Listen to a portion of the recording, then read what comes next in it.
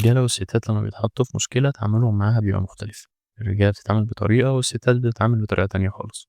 إزاي الطرفين بيتعاملوا مع المشكلات، وإزاي ممكن ده أصلًا يعمل مشكلة بين الطرفين، ده اللي هنتكلم عنه النهارده في شرح الفصل التالت من كتاب الرجال من المريخ ونساء من الزهرة. الحلقة هتكون جميلة جدًا وإن شاء الله تعجبكم زي الفصول اللي فاتت، وإحنا كل ما بنعدّي بفصل الفصل اللي بعديه بيبقى يعني أكثر تشويقًا وأكثر متعة، وبيفهّمنا المناطق الجديدة في حتّة العلاقات بين الرجالة والستات. أنا ما شُفتش حد عمل شرح زي ما أنا عامل للكتاب ده على اليوتيوب، يا إمّا حد شرح فصل واحد، يا إمّا حد لخّص الكتاب تلخيص عام وعمله ككتاب مسموع، فأتمنى يبقى في تقدير منكم للمجهود دوّة، وما تنسوش تعملوا لايك وسبسكرايب للقناة عشان إن شاء الله هنكمّل فصول الكتاب كلّها. السلام عليكم ورحمة الله وبركاته، وأهلًا بيكم في قناة شرحولوجي، القناة اللي هنفهم بيها الأفكار بشكل مختلف. يذهب الرجال إلى كهوفهم وتتحدث النساء. ده عنوان الفصل التالت معانا النهارده. تعالوا نفهم يعني إيه الكلام ده. في الحقيقة إن لمّا بيبقى في مشكلة، الراجل بيحس بتحسُّن من المشكلة دي بإنه يحلّها، إنه يلاقي حل ليها، إنّما الستات بترتاح للمشكلة دي أو بتحس بتحسُّن بالكلام عنها. تعالوا ناخد مثال محمود ومنة اللي واخدينهم معانا من الفصل اللي فات. محمود رجع من شغله في آخر اليوم، ومنة برضه كان يومها مرهق وقاعدين مع بعض في آخر اليوم. محمود كان يوم مرهق بالنسبة له، وبالنسبة له حل لمشاكل اليوم دوّة أو حل لمشاكل الشغل إن هو يقعد ساكت.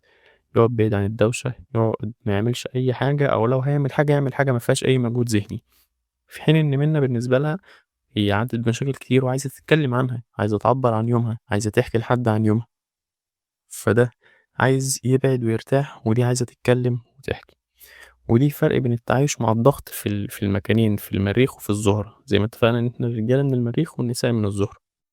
في الحقيقة إن الراجل لو ما لقاش حل لمشكلته بيبدأ يهرب عنها، يهرب عن مشكلته دي.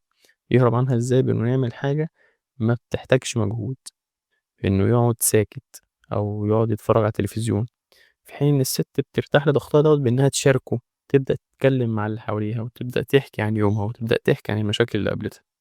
خلّينا نتكلم في الأول عن الراجل شوية. الراجل بيحب إن هو يبقى قاعد في الكهف. يعني إيه قاعد في الكهف؟ يعني أنا دلوقتي عندي مشكلة، أنا هابقى قاعد في كهف منفصل منعزل، مش عايز مشاكل تانية، باركّز على مشكلة واحدة بس، حتى لو أنا عندي مشاكل كتيرة جدًا، بيبقى اللي في دماغي أكبر مشكلة فيهم وأكتر مشكلة ملازمة ليّا وبابقى قاعد بافكّر فيها، بيبقى تركيزي فيها 95%، دماغي كلّه بيفكّر فيها، ما فيش غير 5% بس اللي موجودين. فأنا لو الست جات كلمتني، الست جات عبّرت لي، أنا كل اللي موجود عندي 5%، فأنا أصلًا ما بابقاش سامعها. طيب أنا لو ما لقيتش حل للمشكلة دي، أو كراجل يعني لو ما لقيتش حل للموضوع ده أعمل إيه؟ باشوف أي حاجة تانية تحتاج منّي بس 5%، زي إني إيه، ألعب بلاي ستيشن، زي إني أقعد مع صحابي على القهوة نرغي فيها رغي، زي إني أتفرّج على الأخبار، زي إني أتفرّج على ماتش كورة. فمثلًا لمّا باتفرّج على الأخبار بابدأ أنا أحل مشكلات العالم، وفي الحقيقة الموضوع ده مش هياخد منّي أكتر من 5% لإن ما حدش هيحكم عليَّ. ده الرئيس الفلاني عمل قرار غلط، ده الرئيس بتاعنا دوّة كان المفروض يعمل كذا، أو لمّا باتفرّج على الكورة عشان نبعد عن السياسة شوية، نقول ده الفريق ده غلط في كذا، ده المدرب كان المفروض ينزّل فلان بدل فلان، ده المدرب كان المفروض يعمل كذا بدل كذا، ولمّا الفريق بتاعي بيكسب باحس إن أنا ده أنا أفكاري ليها معنى أهو لمّا اتعملت كسبنا، ولو فريقي خسر باتضايق على خسارة فريقي، فباحوّل مشاعري السلبية من عند أنا لعند فريقي. فعشان كده بالاقي ناس كتير متعلقة جدًا بموضوع الكورة، في الحقيقة إن هي ما بتحتاجش أكتر من 5%، أنت بس بتتفرّج على شوية حركات وشوية لعيبة بتتحرك في الملعب، حتى لو أنت حاسس إنك بتحلل بس في الحقيقة لأ، أنت ما بتبذلش مجهود كبير فيها، فبتنقل المشكلة من عندك لعند الأخبار أو لعند ماتشات الكورة أو لعند صحابك، في حين بقى إن الست بتبقى شايفة إن الراجل كده بيتجاهلها.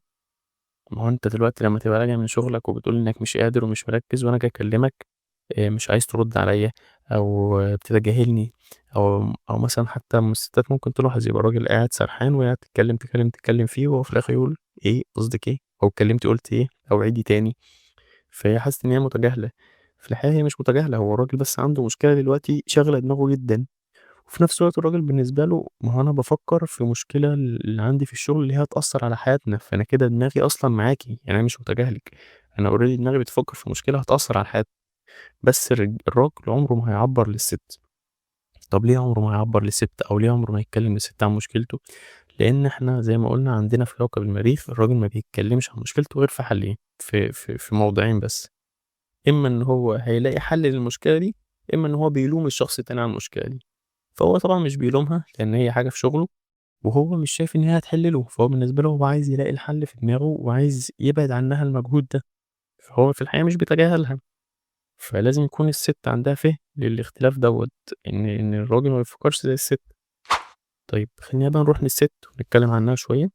في حقيقة إن الستات ما بتهتمش بحل المشكلة، هو مش في دماغها الحل أصلًا، هي بس عايزة تتكلّم، هي عايزة تعبّر، هو التعبير ده بحد ذاته عندها هو حل للمشكلة. طب هل هي بتفكّر في مشكلة واحدة؟ في الحقيقة لأ، هي بتتنطّط من كل المشاكل اللي عندها، هي عندها المشاكل اللي حصلت لها النهارده في يومها، وعندها المشاكل القديمة اللي كانت معاك، وعندها المشاكل اللي كانت عاملاها مامتها معاها زمان، وعندها احتمال إن يبقى في مشاكل قدّام، فهي بتقعد تتكلّم عن المشاكل دي كلّها، ومن غير أي ترتيب ومن غير أي نسق معيّن، هو بس مجرّد الكلام بيحسّسها إن هي ارتاحت، إن هي كده اتحسّنت. وزي ما قُلنا إن الراجل لمّا بيتزنق في حل مشكلته بيشوف حاجة بتحتاج بس 5% من مجهوده، زي ما قُلنا ماتشات الكورة والأخبار والكلام ده، فهي الست هتفضل تتكلم عن مشكلتها لو ما حسِّتش إن هي اتسمعت، وتفضل تتكلم مع أصحابها، وتفضل تتكلم عن مشاكل صحابها، وأصحابها يكلموها عن مشاكلهم، فهي لمّا تشارك صحابها مشاكلها، في حين إن إحنا كرجالة ممكن نقول يعني أنا ما حليتش مشكلتي عشان أدوّر على مشكلة صاحبي، لأ هُم عندهم كده.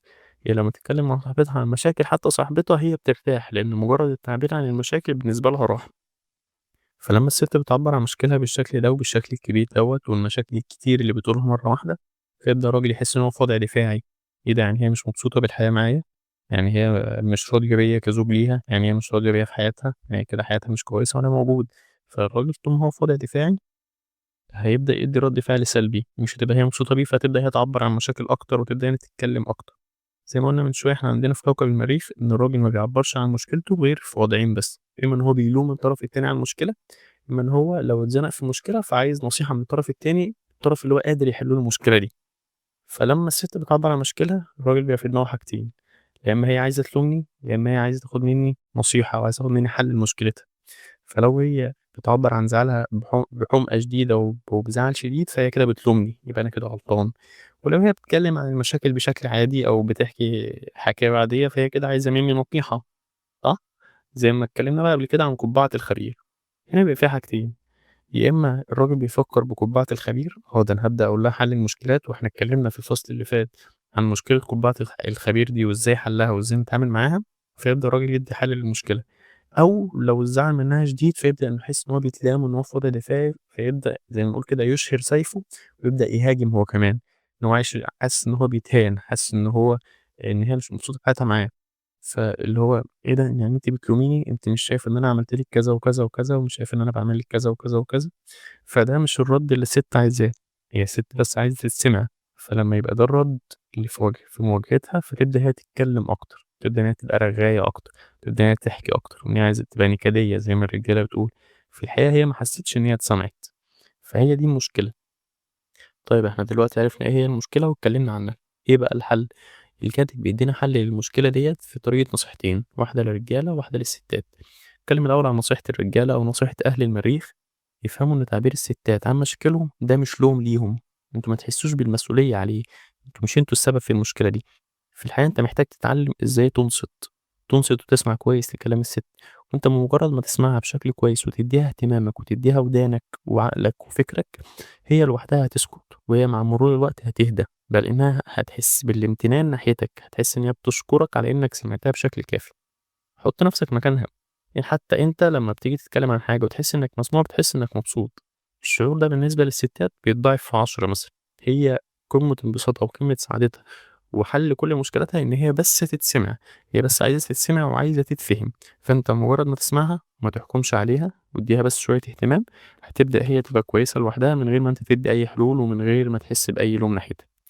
في الجانب التاني لأهل الزُهرة أو الستات، تفهم إن دخول الراجل للكهف دي مش مشكلة وده مش تجاهل منّه، وإحنا هنا مش في أزمة أو إن الراجل ما بقاش يحبِّك أو إن الراجل بقى عايز يبعد عنِّك، أنتِ بس سيبيه شوية يبعد وادّي له فرصته في الكهف بتاعه. مجرد ما ياخد وقت في الكهف بتاعه هيبقى كويس، وهو يطلع لِك تاني بشكل كويس، لإن هو لمّا يلاقيكِ صبرتِ عليه وإنِّك اديتِ له فرصة يبقى في الكهف بتاعه، هو هيحس من نفسه إيه ده أنا بقى لي كتير بعيد فأنا محتاج أقرّب، فيبدأ إن وقته في الكهف دوّة يقل، لمّا ييجي يخرج ويبعد عنِّك لأ، هيحس إن أنا بعيد بقى لي فترة فيرجع. فافهمي إن ده مش وقت الكلام عن المشاكل، وافهمي إن ده مش وقت اللوم ومش وقت التعبير عن مشاكلِك، اصبري عليه شوية، والهي نفسِك أنتِ بحاجة تانية، كلّمي صحابِك، اعملي حاجة بتحبيها، بحيث يبقى ليكِ وقتِك الخاص في الوقت اللي هو فيه في الكهف. كده الحمد لله خلّصنا شرح الفصل التالت، إن شاء الله المرّة الجاية هنشرح الفصل الرابع. الفصل الرابع جميل جدًا، هنعدّي بقى مرحلة المشكلات، ونبدأ نفهم إيه اللي بيبسط الراجل وإيه اللي بيبسط الست، وإزاي الست تبسط الراجل وإزاي الراجل يبسط الست، وإزاي نرتقي بعلاقتنا ونخلّيها في مكان أحسن. أتمنى يكون الفصل ده عجبكم والشرح النهارده يكون عجبكم، ما تنسوش تعملوا لايك، ما تنسوش تعملوا سبسكرايب للقناة، شكرًا.